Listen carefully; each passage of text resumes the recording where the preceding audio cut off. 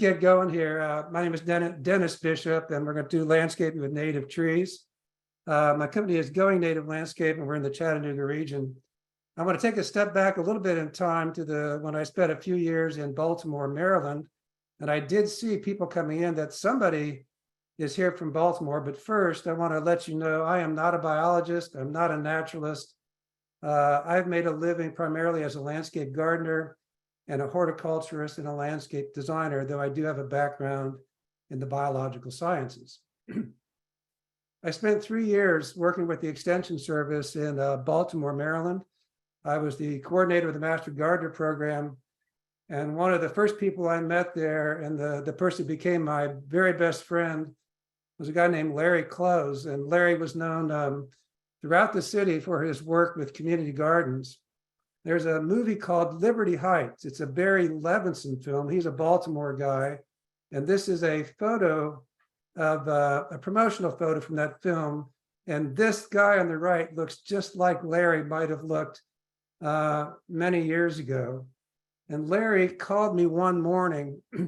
He called me early, like way before I was supposed to be at work. It was like 7:30 in the morning, kind of frantic. And he had been at the store he was buying Roundup. And he came back to the store with this bottle, and it said Roundup Plus on the label. And he said he's got this Roundup that has dicot in it. And I was the county extension agent. And I said, Larry, Roundup doesn't have dicot in it. He says, this bottle here says dicot right on it. And we got in this little, kind of argument discussion. And I was playing the extension agent role, thinking I knew everything. And anyway, we got this. I just didn't believe him, and I hung up the phone, and I did an internet search, and lo and behold, Monsanto was selling a Roundup that they added dicot to. It's a quick kill, so it makes plants die very quickly within the first 2 days, and then the glyphosates go down and clears the plant from the roots. And anyway, I was just totally embarrassed and about the whole thing. I had to call up and apologize to him. And it reminded me that in the beginner's mind, we tend to close ourselves. We're still open, and there are many possibilities. We get to be experts, and we close ourselves off, and these ideas become few. This is a picture of Larry many years later, when he came to visit me when I lived in Chattanooga. There he is on Sunset Rock, overlooking Lookout Valley. What is a native tree species? This is not so easy as it might seem. This is a couple definitions I grabbed off the web, excuse me. But primarily it's about place. Where did it come from? Where did the plant originate and develop from? And has it adapted to that particular environment? The questions get to be, and the second definition, what does naturally really mean? And what is this idea about without human introduction? That's probably one of the biggest things that most people think of, is that it's native if we didn't have anything to do with it. But if we're part of nature, here's just my question I'm throwing out to you. If we're part of nature, and we had something to do with its introduction, then how natural is it? It would seem that it have to be somewhat natural. If we're not part of nature, then this is very easy to see. And I think we're at that point where a lot of us are questioning, what is our role in nature? And are we really part of nature? And I think most of us are beginning to admit we are part of nature. We really are. And that kind of throws this whole question about what a native species is.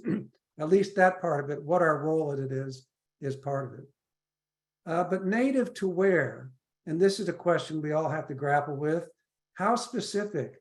North America, the United States, the Southeast US, what qualifies a plant as being truly native? Is it in East Tennessee? There's some plants that only grow in moist valleys. Some only grow along riverbanks and streams, mountain rivers. There's plants that, many of you know, they're just very specific to cedar glades.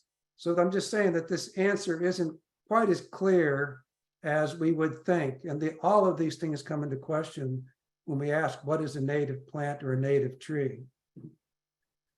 Just to give a little thing to this, we have this idea of a naturalized plant, and that is a non-native plant that has adapted to our area, to our conditions. It may be an invasive plant or not, but if it didn't come from here and it has made its home here, we call it a naturalized plant. White clover, would be in this category. All of the invasive plants, mimosa tree, is a real big problem here. Invasive honeysuckle. These are all naturalized plants that have made a home here, but they are not native. This is a tool that I use. It's just a tool.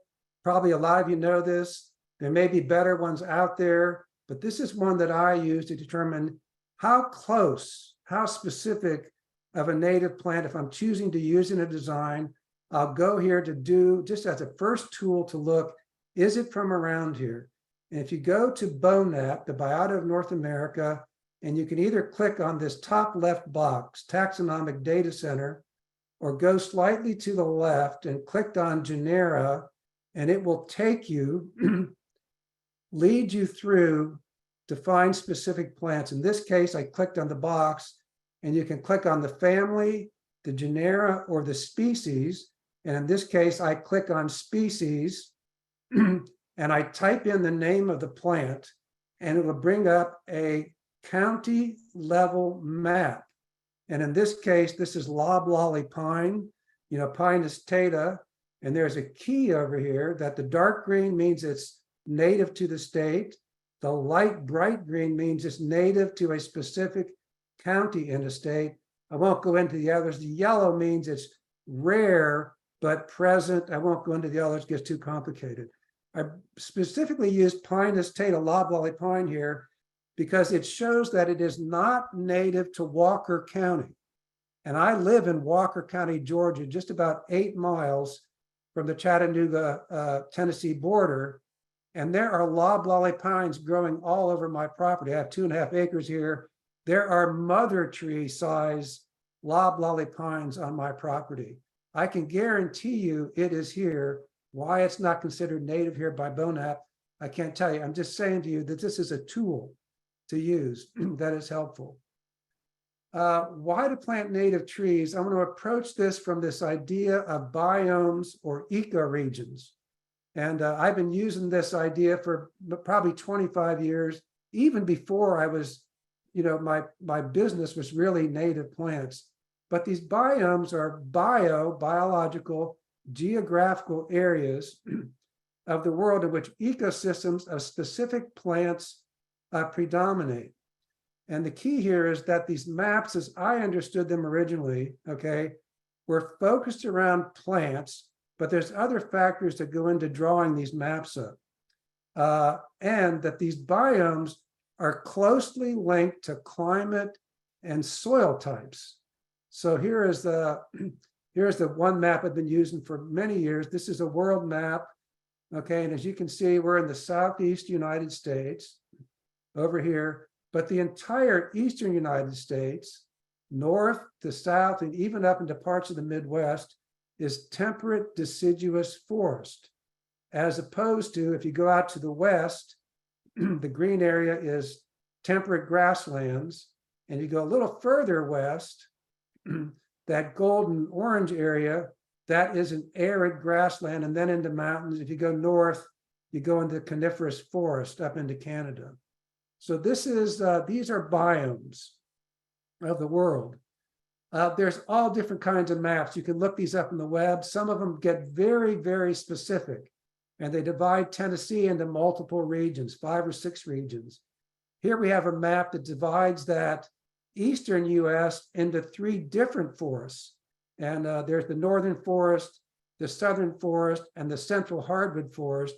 And most of Tennessee lies in that central hardwood forest. And I kind of pointed there in the general direction of where we're at. That might be closer to Nashville. It could be a little north, but you get the idea. We're in that area. And just notice that we are also, much of Tennessee, or parts of it, are very close to the boundaries of that southern forest. And that's why this is one of the most biological diverse areas, is that we have mixes where these overlap. We're not entirely in one or the other, but we get these mixes of the northern, the central, and the southern, and we have this great biodiversity of plants and specifically trees here in our area. Why do non-native plants grow here? And why do some non-native plants actually grow better here than native plants? And the answer is that there are similar areas around the world that are temperate deciduous forests. And you will notice that one of them is in China and Japan. Excuse me, I'll slide here. Is in China and Japan, okay, where we get a lot of our non-native plants from. And one example, not a tree though, is that in general, anybody who's worked with azaleas knows that Asian azaleas are easier to grow. They are more adaptable than our native azaleas. Our native azaleas have very specific growing requirements, which those Asian azaleas do not. Okay, so these lines get blurred about what's so easy. And I hear people say, oh, just natives because they're so easy to grow and those exotic plants are so hard. It's just not necessarily true. And this is the reason why. Should you plant native disease trees because of design? And as a designer, I can tell you, design, especially traditionally, is primarily about form and function, or form and structure, not necessarily about function. Here are crepe myrtles in downtown Chattanooga, okay? You could say this is beautiful. You can see the bark lighting up, you know, that beautiful, in that afternoon sun, the beautiful flowers, the beautiful structure of the trees. The reason to plant native trees is not about form and structure, because you can get similar or the same form and structures from non-native trees. That's not what it's about. It's not about carbon sequestration or erosion control or shade or cooling, because non-native trees can fill those niches too in this slide called ecological services. Those are services that trees provide, native or not. Where it becomes important is directly related to wildlife. And I'm not saying that this is all there is to it. These are the most important things about it. That the shelter and habitat for wildlife from native trees and the food source for wildlife from native trees is in part or significantly about this idea of recognition that native wildlife understands and recognizes the native trees and shrubs.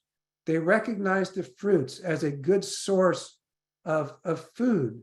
If birds are building a nest, they recognize the materials in our native plant species to build their nesting from. So there's this recognition some. So it comes down to really about wildlife is the separator of why we would plant native trees as opposed to non-native trees. Just a quick slide. There's very complex. This is a very simple one. And it's just the basic that native plants are not, I didn't use the word the foundation because there's other parts of this, but they are part of a foundation, okay, of wildlife habitat. That the insects that feed on the native plants are fed on by small animals that are then fed on by carnivores. That the carnivores feed on the herbivores that depend on the native plants. So without the native plants, this whole thing collapses. And this is why native plants are critical. Again, it's not about carbon sequestration. You can do that with any tree, with any shrub, with anything you plant. Okay, it's going to sequester carbon, but it's critical to wildlife. Okay, we can't talk about landscaping and the state of the planet and where we are without talking about the destruction of native habitat. Most of us, okay, most of us, including myself, I've got some photos of my place later, are working on on places where the native habitat has been destroyed. This is Gene Woodhall Prairie in Dayton, Ohio.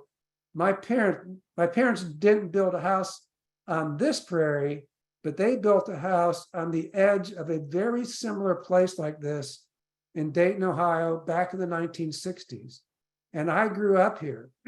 This is what our back, so we had a traditional, it was a split level house built in the 1960s with a traditional yard with junipers and yews and bluegrass and tall fescue. But our backyard was this. But I watched over a period of like 5 to 7 years where this entire habitat was destroyed and turned into homes and roads and driveways. And they were hunting pheasant in this field when we moved there. And 10 years later, this was entirely gone. And this is happening around us. And I bring this up because I'm telling you, we are losing the battle here. In Chattanooga, this destruction of habitat is happening at a faster pace in more areas than most people have ever seen. It probably is than anybody has ever seen.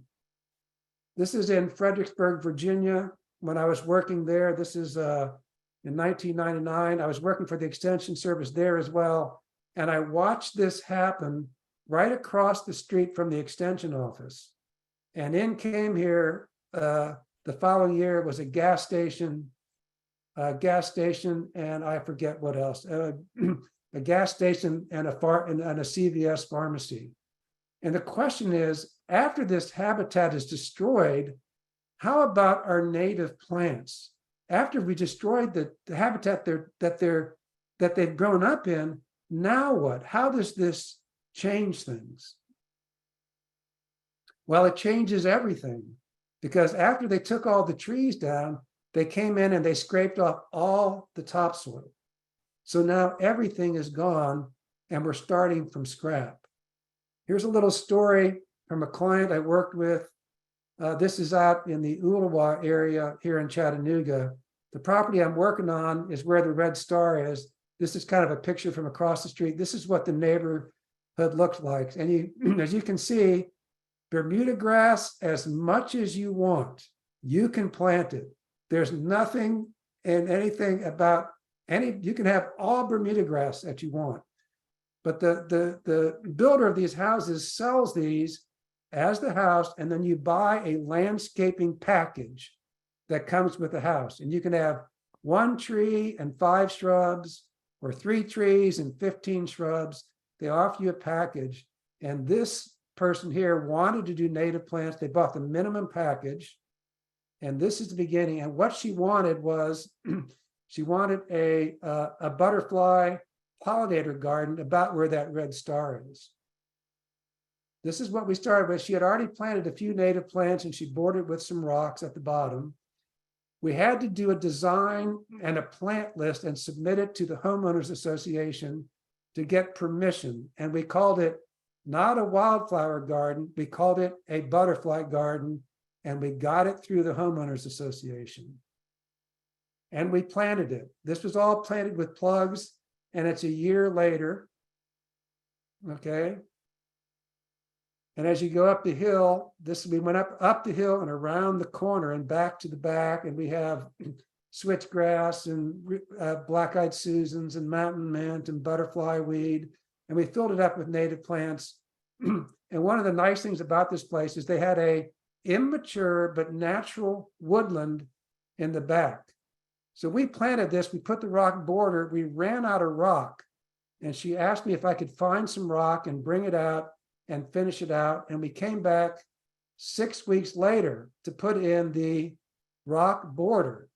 And I walked up the hill, and as I got over the crest of the hill, I got hit by this bright light, and I knew something was wrong. This is 6 weeks later. And this was an, oh my God, what has happened? And I walked to the end of the yard, and this is what I saw. All of it was gone. That entire woodland had disappeared in 6 weeks' time. And this was phase 2 of the subdivision. And the question is, Now what? Because you can see we're down to compacted clay. That's where we are. And here's what I learned from this. It's hard to restore life when so much life has been taken. Everything is gone. Everything is gone. And if we just go through this, this is just a, just a general idea of how plant succession works. It's not always like this or entirely. This is a general idea of what happens in a forested area after an environmental disturbance. And at the bottom, you see the restoration occurs through the living memory of the plants. And that memory is stored in the seeds and the sprouts that remain in the land. And the red area there shows you that memory, those seeds and sprouts are in the soil. And what that soil is hauled away, there goes the memory of the plants. And that memory is what tells the land, what do I do now? So we've not only removed everything, we've removed the knowledge, the memory of what to do in the future. And that's what separates an ecological disturbance from a construction disturbance or construction damage. This is tornado damage in Cleveland, Tennessee, actually closer to Georgetown, just over west of Cleveland. And construction damage removes the memory of the living. And it also removes the dead. The dead in this case is all the fallen trees that you see they're being here hauled away. All those fallen trees, all those dead plants become organic matter. And that organic matter is food, okay, for the living memory. It's for the sprouts that will come. So construction damage removes all of these things and creates an entirely different environment for us to work in. Here's my place. Okay, this is in 2015, the winter of 2015, right after I bought the place. And you're going to see slides here later on of the 8-year, journey to try to convert this to native plants and bring it. You see I have this big colony here of loblolly pines. There's a big, beautiful white oak there. And here's the learning. The lesson is it is going to cost you time, physical energy, and money, or some combination of these three. And I had been landscaping for a long time when it was somebody else. It was my time and my physical energy, but I was getting paid to do it. Now, in this case, it was my time, my physical energy, and my money. And then I was really enlightened to the total cost of trying to restore after the destruction has been done. The destruction here happened in the 1950s. And these are sprouts that have come up, that are beginning, but they kept this area entirely mowed. This is all mowed lawn. So I bought basically 2.5 acres, 2 acres of which were Bermuda grass and zoysia grass. So I learned the costs of doing this. I was speaking to a local, not the big chamber of commerce here, but one of the smaller local chambers of commerce. And I was trying to figure out how to connect with them on this native idea. And it was 2017, I believe, when I was talking to them, and this healthcare debate was in full force. And I approached the idea of healthcare, and I said to them, just think about this. If everybody ate better and everybody exercised more, okay, we might not be having this debate, okay? It's the same thing with these native plants.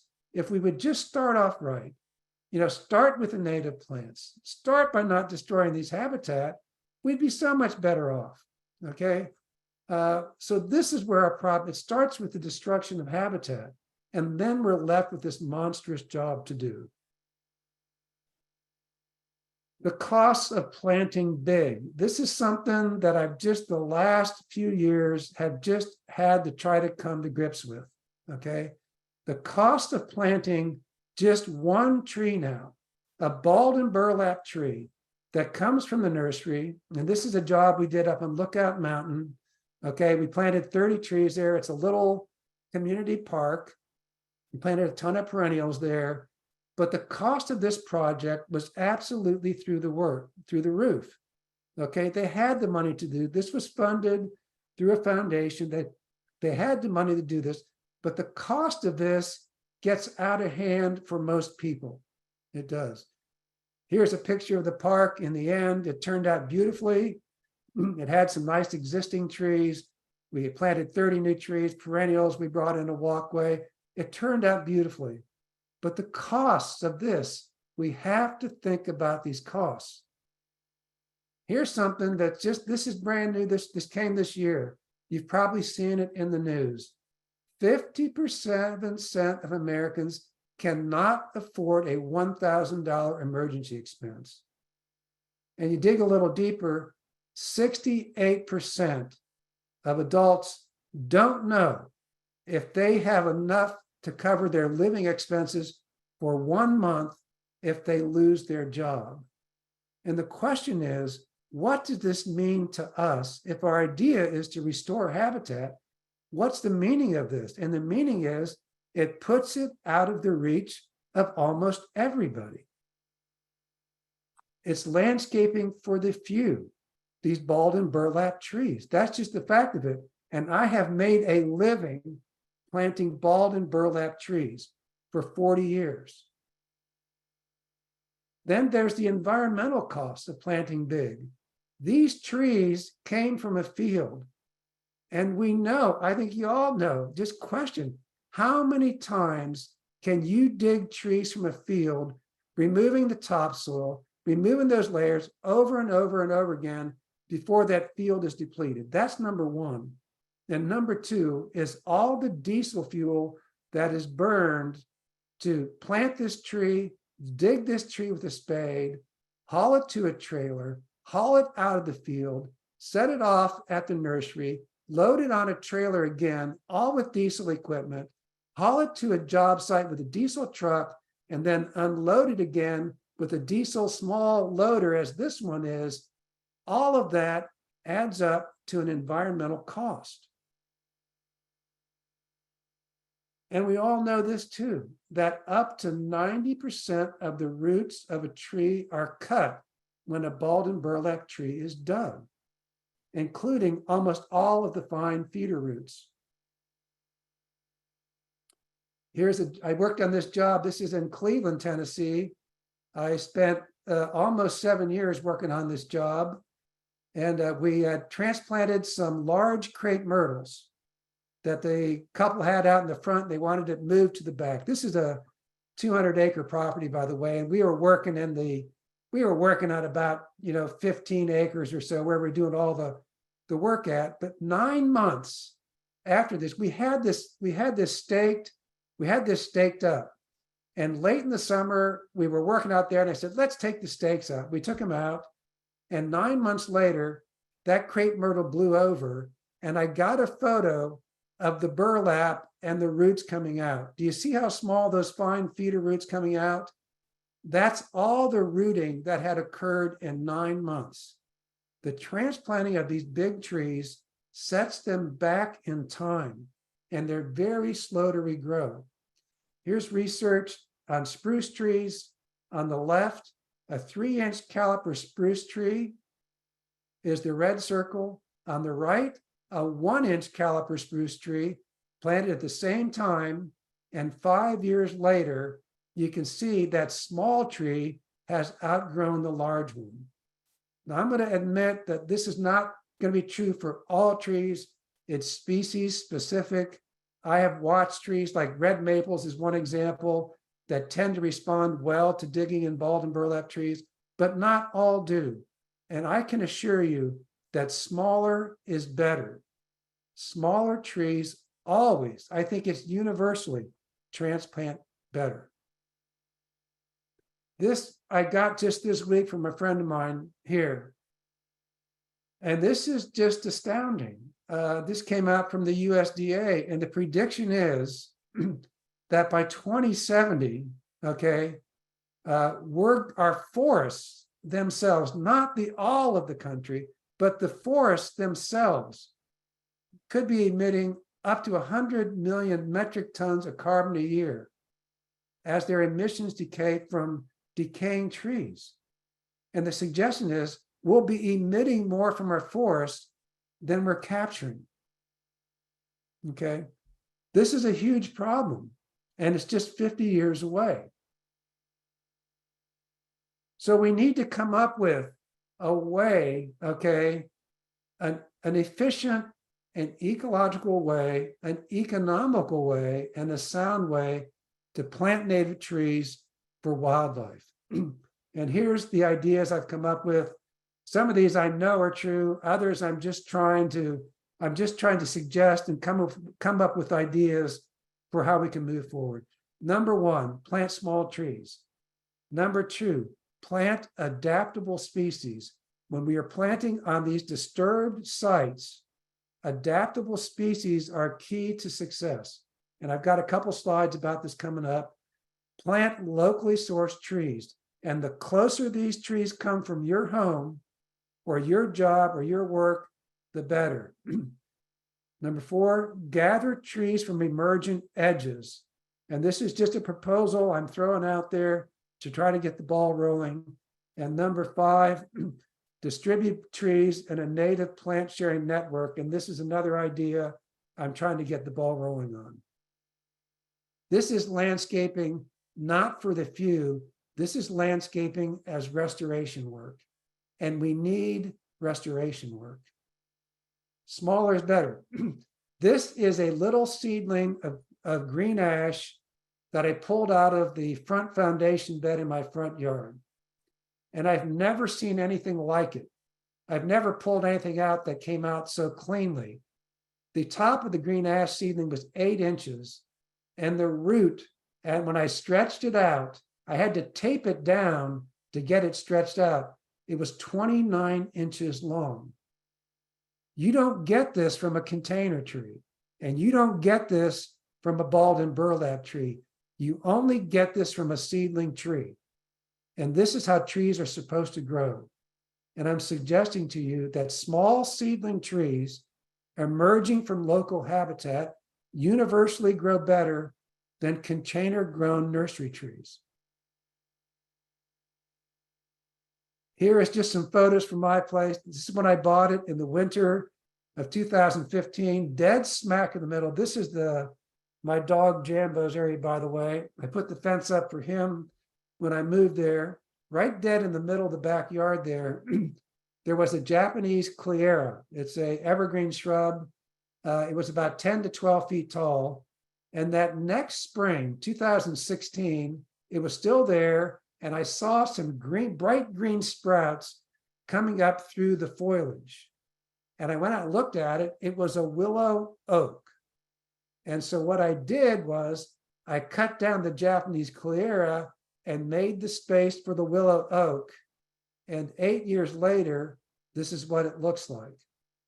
So I took this photo a couple months ago. Here is the summer of 2023. Go back.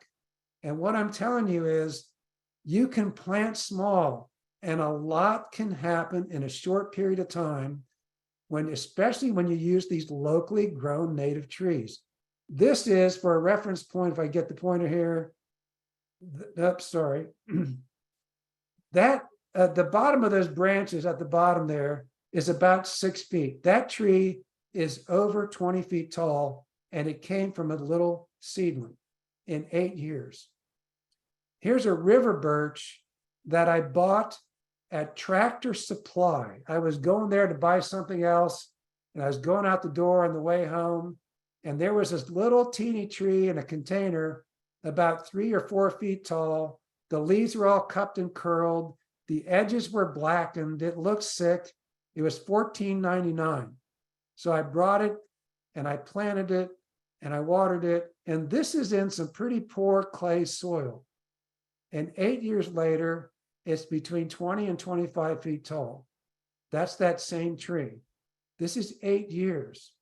Smaller, if we can just be a little patient, give a little time, the ecological and economic benefits of planting smaller just cannot be denied. Here is a black cherry tree.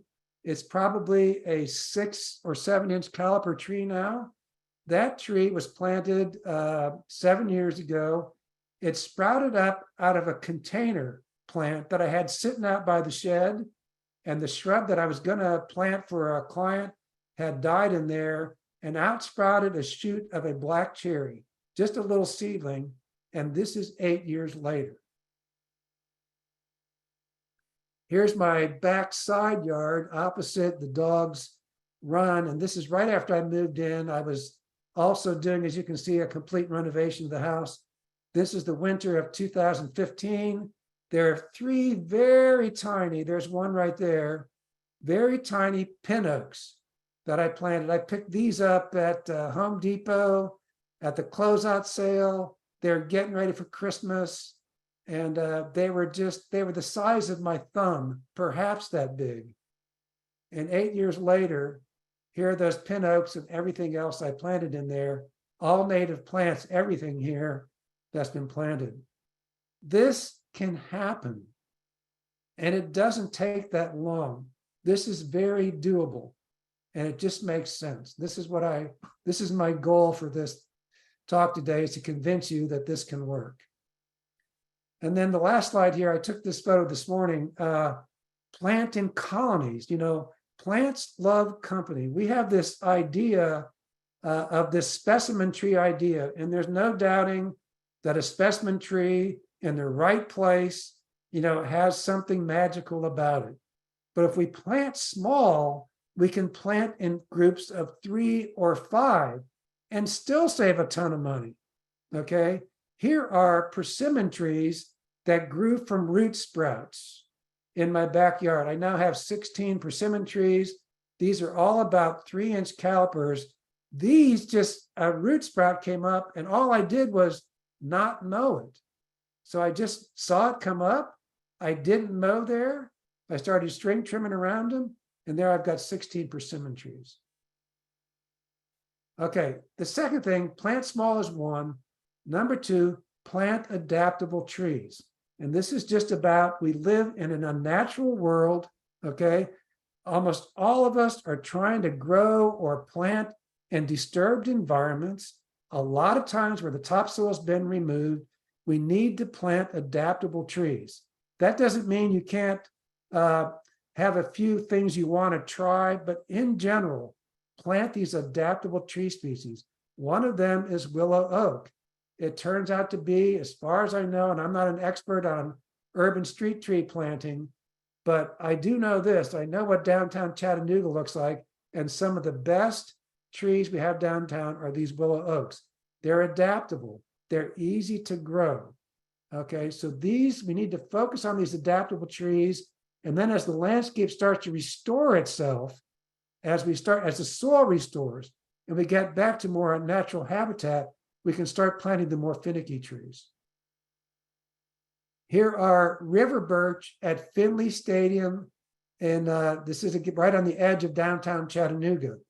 Okay, this is in the drought that you remember, that late 2016 drought. They didn't do well here. This is a fairly adaptable tree, and it's one that I typically recommend planting. But here we're stretching the limits. There is no river around here.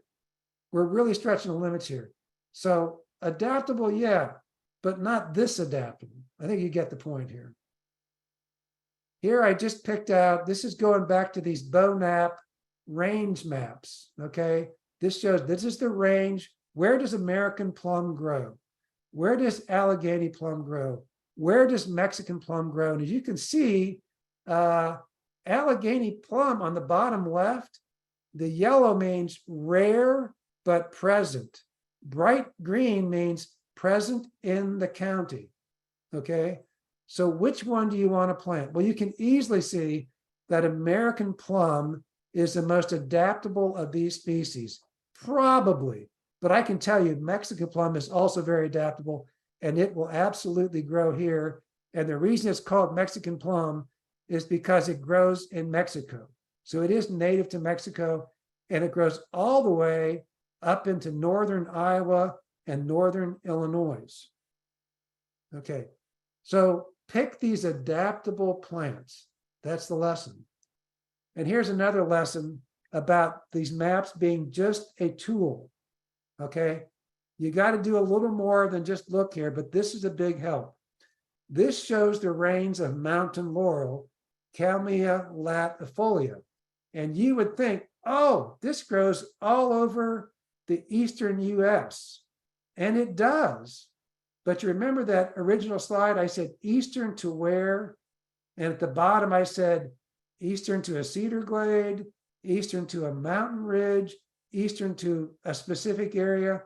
Well, this Kalmia, this mountain laurel, has a broad range, but it only grows in very specific places within this range.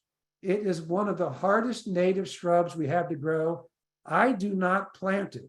And nurseries in general do not grow it because it's hard to grow and it's hard to plant. So this is just a lesson about these maps. You got to watch these maps. And here, the opposite is true. Here is Alyssium parviflorum.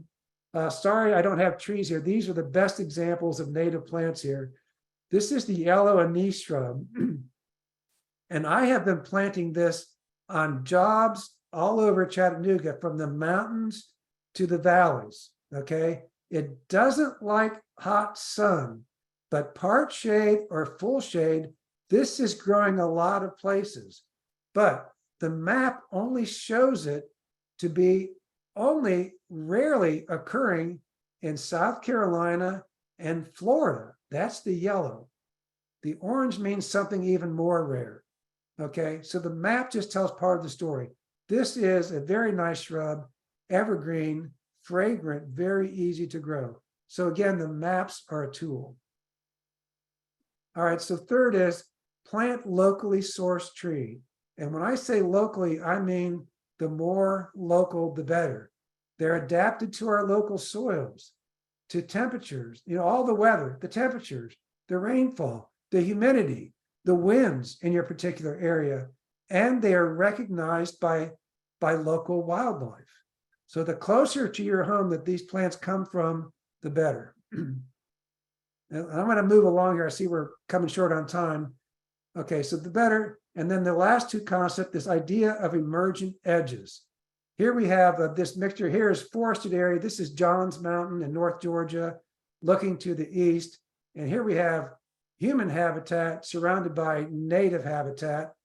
And the emergent edges is where they merge together. And I'm calling them the emergent edges. And this is where I'm suggesting we find the adapted plants for large-scale restoration work, okay? That the plants emerging from these edges are true native plants located or adapted to our local environment, okay? And these emergent edges harbor the remnants of the past. If you want to know where is the living memory of the plants that will grow in my yard, where are they? They're in the closest emergent edge to your home. Okay. And the natural movement of plants on these edges is inward. We call this a wound response. If you prune a tree, it's a wound response. If you bulldoze a lot, you've wounded the land, and there's a wound response that occurs. And just like the healing of skin wound, it heals inward. And what I'm suggesting is that our role is to honorably harvest. And this is a Robin Wall Kimmerer concept that I got from braiding sweetgrass. There's her book called Braiding Sweetgrass. There's a chapter called The Honorable Harvest. It's well worth reading. How do we harvest these plants and move them inward to begin restoring habitat? Here's the Chickamauga battlefield. This is about 7 miles from my house, and I hike here 4 or 5 days a week. I take the dog there and we hike the trails. It's a combination of woodland areas and these open fields where a lot of the battles took place during the Civil War. Here is edge habitat where there are hundreds, thousands of little seedling trees and shrubs and perennials, okay, that are adapted. And when I go hike there and I come home, I see the same plants in my yard. Here's my backyard in the winter of 2015. There are 4 crepe myrtles, and if you go down further to the left, 2 Bradford pears. They all came out, and I started planting. And here is the edge now. I did planting, but 90% of what is in this area here either came as transplants from around my yard or came as seedlings on their own. In the foreground, there are some bottlebrush buckeyes. I bought those at a nursery and planted them. But right now, I have 10 or 12 seedlings of bottlebrush buckeye growing in this area that came from those plants. So I have this edge now created in my yard. Here's a concept from Sarah Stein, Noah's Garden. I don't know, maybe some of you know, I'm sure you do, know Sam Rogers. Sam Rogers was a teacher of mine when I was at the University of Tennessee in the horticulture department. And Sam brought Sarah Stein in it was 95 or 96.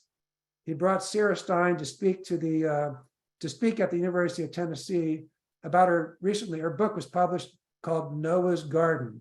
And this concept comes from there, that we can, on the left, create these edge habitats in our yard. And on the right, what would happen if residential areas began connecting their yards with edge habitat? Now we have restoration at work. So I'm proposing that we begin gathering trees from these emergent edges. It is not a free-for-all. It's an organized, coordinated effort of professional lay people that includes gathering from public and private sources. And it includes gathering by locally owned nurseries. And that means giving local nurseries access to these areas to collect plants. The legality of this, all this, I don't know. I'm just suggesting it as an idea to gather the seeds and sprouts, okay, and then propagate from these gatherings. This is the way to ensure that we're getting local, and I mean in this sense, hyper-local plants, and then they're distributed to citizens, landscapers, and government agencies. And then the final piece of this, to make this whole thing work, is this proposal I'm just throwing out to you, is the establishment of a native plant sharing network. And the idea here is to begin facilitating the movement of free native plants from neighbor to neighbor. It has to be a locally driven thing to be economically viable and environmentally viable. And that means, just for example, if I dig up 3 small trees and take them down to my neighbor down the street, that's one thing. What's the economics of that? What's the environmental cost of that? If I take 3 and drive them across Chattanooga and drive 15 or 20 miles, what's the economy of that? What's the environmental cost of that? And I'm saying the more local this is, the better. It has to be locally driven. And then the local networks is created through a regional network. And that would be if there's plants, let's say my neighborhood, there's certain plants that we just don't have here. Nobody has them. We reach out to the regional network to bring in plants from the closest neighboring county or region to bring in supplemental plants, okay? And then commercial nurseries feed the network with the most difficult to find plants and the most difficult to grow plants. So they're supplying the network, and then the network is supplying itself.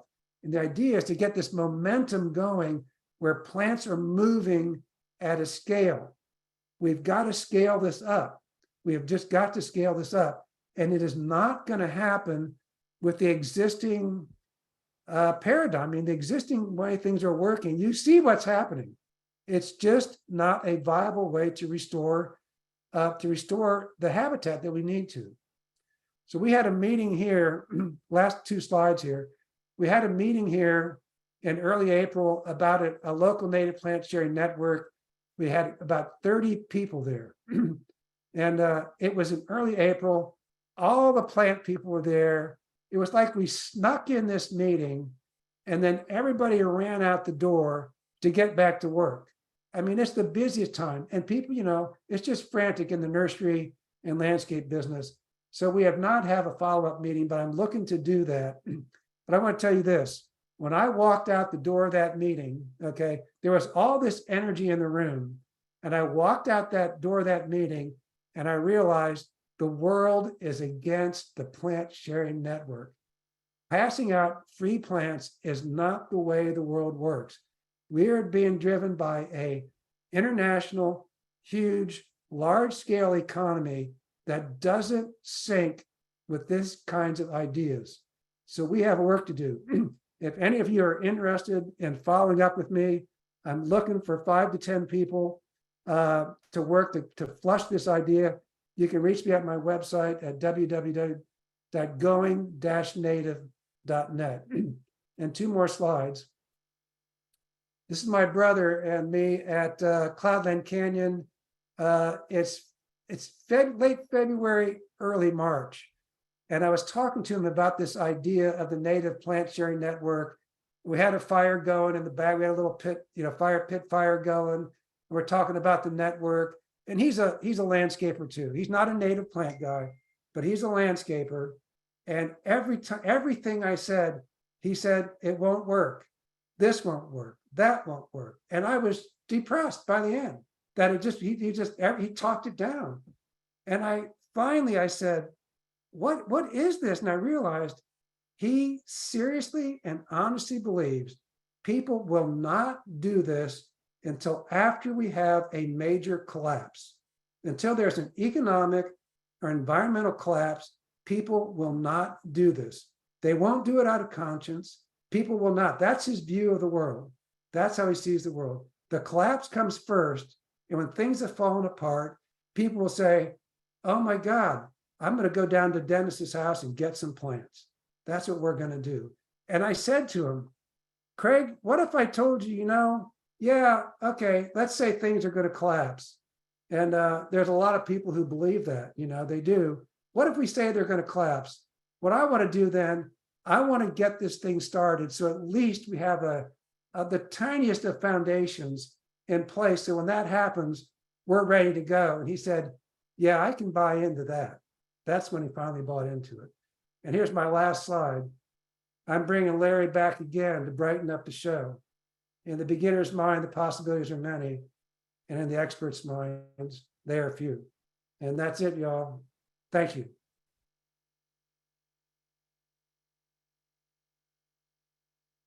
All right. Thank you so much, Dennis, for that presentation. If you don't mind, I do have just a couple of questions for you. Yep. And you kind of touched on this already, but one question is, what is your experience with the seed sources for trees from your local nurseries? Are they collecting seed locally, or are they getting liners from other sources with varying seed source locations? Yeah. I do not know the total answer to that question. I can tell you this: Reflection Riding is it's a nonprofit. It's an arboretum and nature center that's here in the Chattanooga region. They do some of this local collecting, okay, but it's not entirely so. And there's more details to that than there is to go, but it's a small scale nursery, okay. It'll never provide the quantities of plants that we need to really begin restoring. It's just too small of a place. We need a large scale, and we need to promote the idea and find the people that are interested in doing this. And there's a couple people around Chattanooga that are talking about this. They want to do this. And I think it's a matter of time and funding, okay, to do this. They want to collect locally and start a native plant nursery here. Other than that, we do not have a native plant nursery in the Chattanooga area. It's many miles. You have to go, there's Overhill Gardens up near Knoxville. There's a couple others. That's how far you have to go to get to a native plant nursery, if that helps answer. Next question. Should I avoid ordering tree seedlings native to my area, but from different geographic areas? No, because you may have to. You may have to order from other places. I'm going to say this: the closer the better. That's where we're at right now. It's the closer, the better. I have planted, just to be honest, I have planted thousands. I mean, I don't know, many thousands of native plant plugs, perennial plugs. And I order those from Pennsylvania. That's where they come from.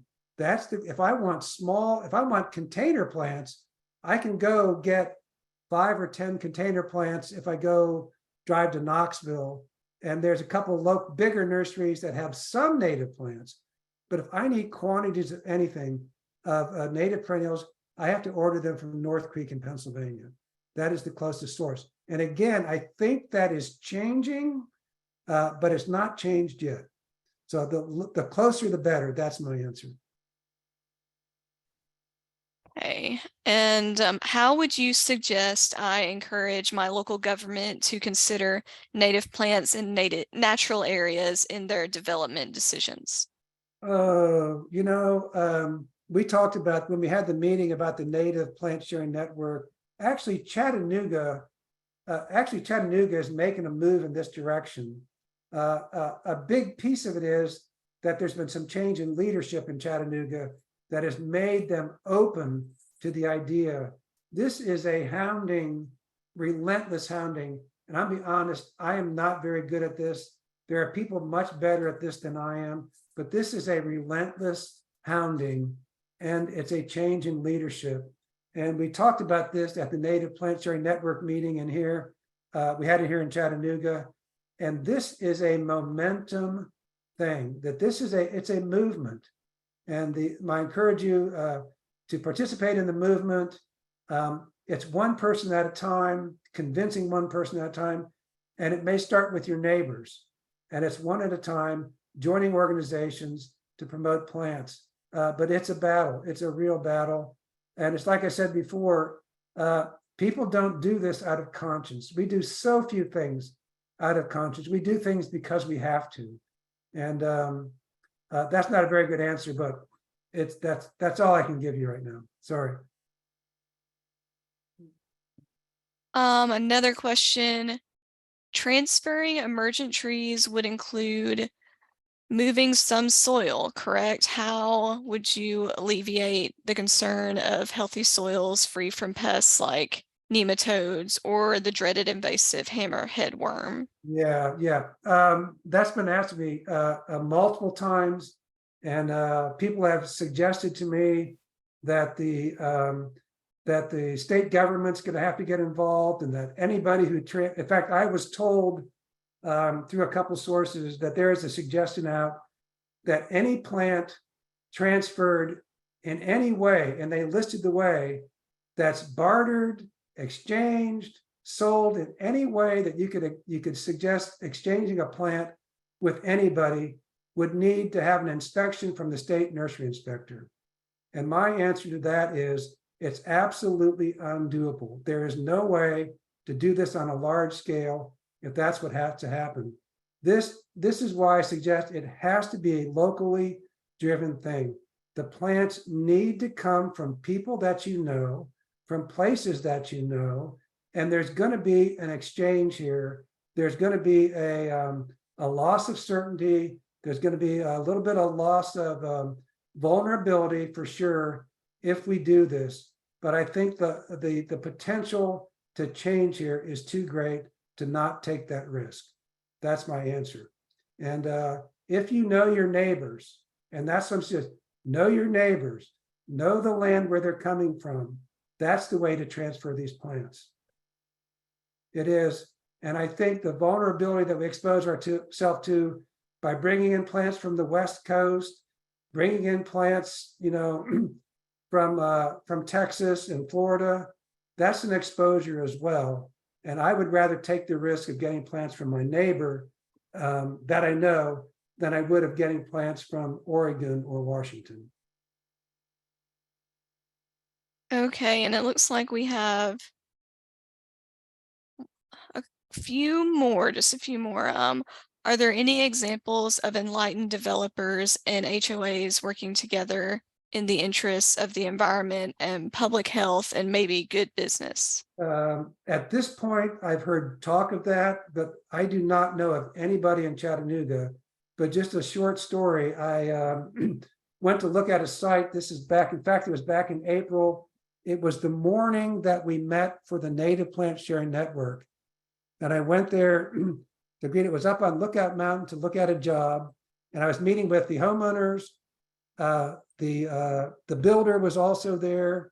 And the three of us, we had walked around and we're standing there at the end, and they had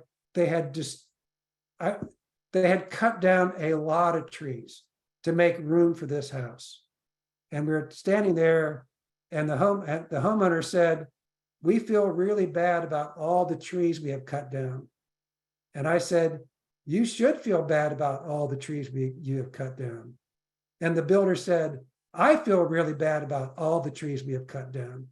I really do." And I said, "I understand that. You should feel bad about all the trees you cut down." And the homeowner said, "I feel like we've destroyed the native habitat here." And I said, "You did destroy the native habitat here." And there was a pile of logs down at the end of the drive, and a truck pulled up and was coming to haul all the logs away. And anyway, I'm saying to this, I said that to him right there, and they hired me anyway to do the job because I was being honest with them. And we're going to do our best to restore that. So the sentiment is there, but there needs to be a way to do this. There needs to be a way to do this. I don't have that answer, but I'm willing to work with anybody who wants to work on the answer. I'm just not seeing it locally at this point.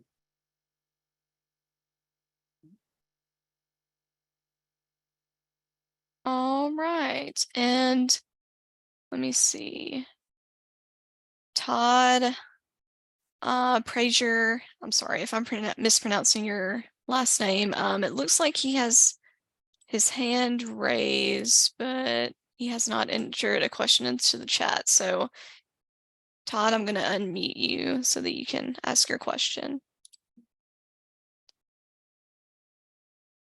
I just had a comment I wanted to add.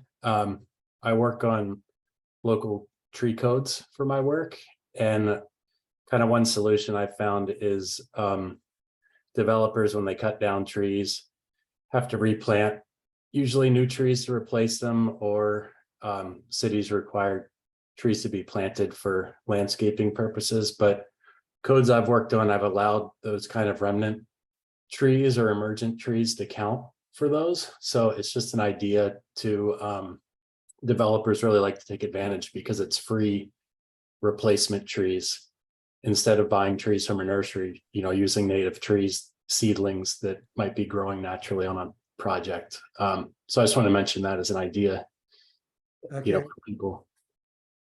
Thanks, Todd. Are they moving that is like they gather trees from the edge and moving them to the yards? Is that the idea?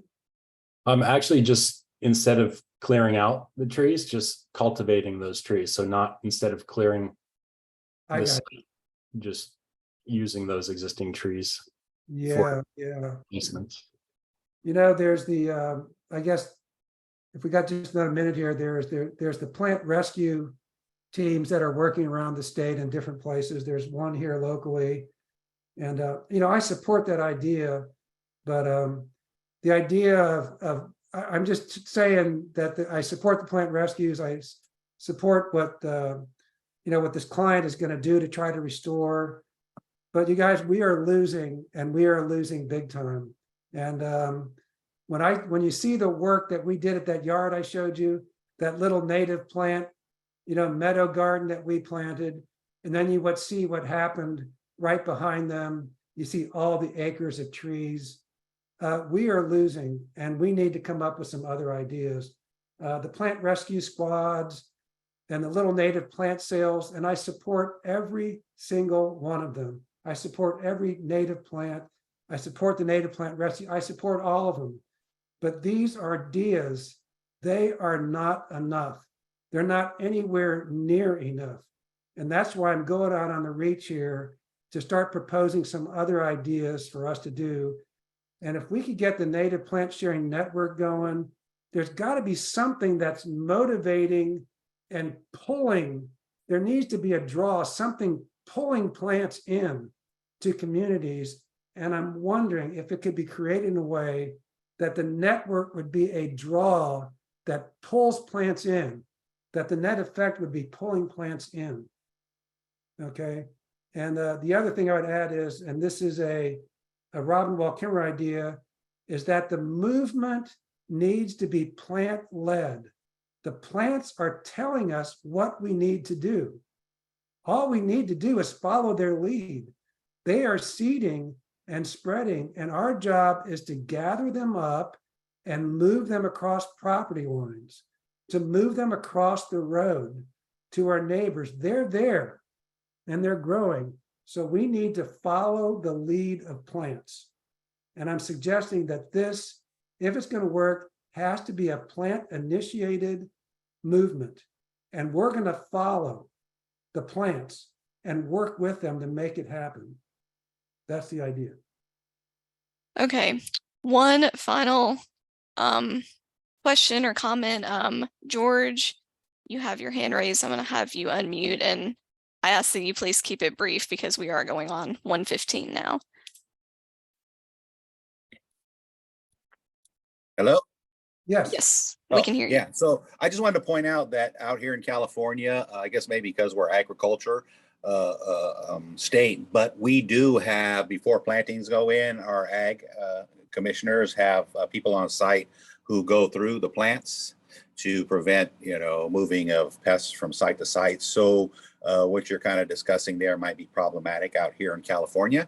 But we do have the people to, manage and inspect the plants as they come in from somewhere else. But the other question was when you talk about the margins, so we talk about the edges, are we looking at trying to move plants from those edges of a microclimate to come into this, this next microclimate, especially with, the way the weather is changing? I imagine there will be a migration of plant material from those edges. So that's kind of the question and the comment. So thank you for your time. Yeah. Yeah, I understand what you're saying.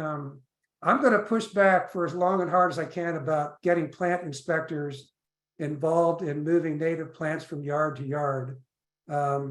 I just don't think to do this restoration work. I don't think it's viable. I really don't. At the scale you're probably talking about in California, yes, it is. But if this becomes a movement where lots of plants are moving, I don't think it ever works. And it gets in the way of the free movement of plants. Is somebody going to tell me that I cannot move a plant from one part of my yard to another? Is that going to happen? Is somebody going to tell me that I can't step 3 feet further and plant it on my neighbor's, across the boundary of my neighbor's property? Where does the line stop at? And I'm really encouraging this for that reason, to be a local neighbor to neighbor driven event. And then the answer to the other question is, I think these plants need to be as local as possible. The closer these plants come from, the better, the more adapted they will be. So a red bud transplanted from my yard to my neighbor's, okay, is better than one that comes from 50 miles away. And 50 miles away may be McMinnville, and I have no idea what the source of the plants are that the nurseries are grown in McMinnville. And some of them may not even know what the original source of those plants are. If I get it from my neighbors, I know the source of that plant. All right, Neil, I'm going to turn it back over to you now. Okay, I got my video back. Well, Dennis, I want to thank you for a great, I think, an inspirational and informative presentation. And I just got to say that our hope is that our presenters provide a message that will challenge our thinking, maybe cause us to think outside the box. And I think you accomplished that today. You have, at least for me. So I think it was a job well done. Thanks, hopefully in the future, we might hear from some of our audience, maybe in a year or so, that applied some of this information, can share that back with us. And I know we would like to hear what they are doing to advance native plants and trees in their area. Okay, well, thank you again, Dennis. I really appreciate it. And I want to thank all of our viewers in the audience for attending today's webinar. I know you enjoyed it by looking at the comments. They're all positive. We have one more webinar to go, I believe, Katie, and can we show that slide?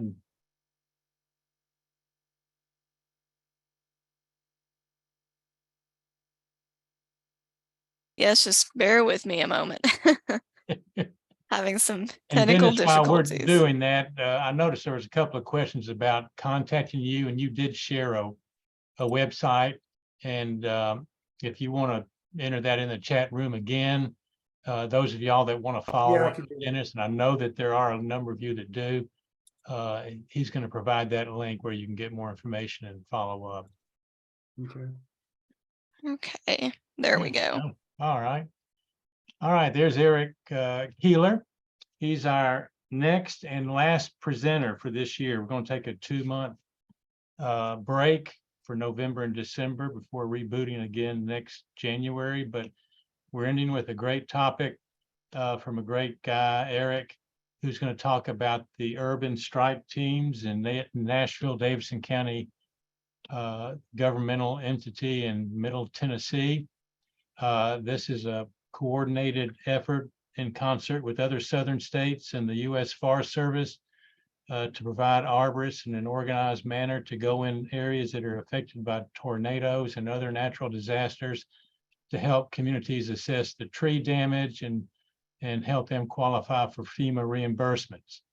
But it's an exciting program, and Eric's going to talk about it and see if there's some application for you folks in other parts of the country that might want to organize the same thing. So we hope to see you next September 21st, 11 a.m. Central Standard Time.